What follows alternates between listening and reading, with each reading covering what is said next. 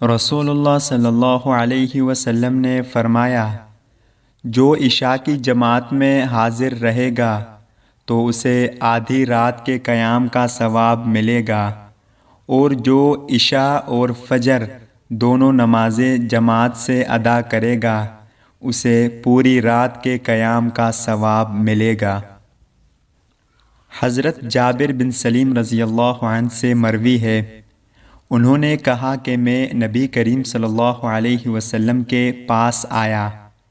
آپ صلی اللہ علیہ وسلم اپنے صحابہ کے ساتھ بیٹھے ہوئے تھے۔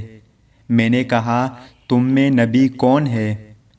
یا تو آپ نے خود اپنی طرف اشارہ کیا یا لوگوں نے آپ کی طرف اشارہ کیا۔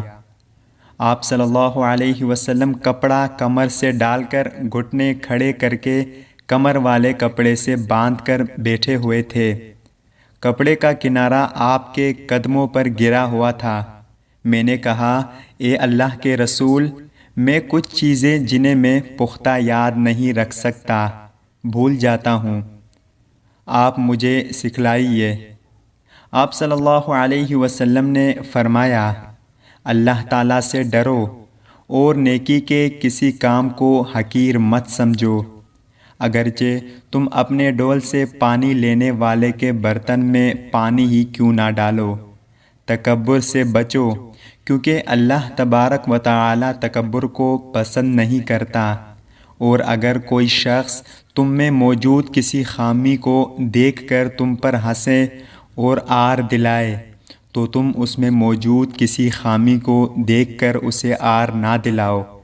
اس بات کا تمہیں اجر ملے گا اور اس پر گناہ ہوگا، اور کسی کو گالی مت دو۔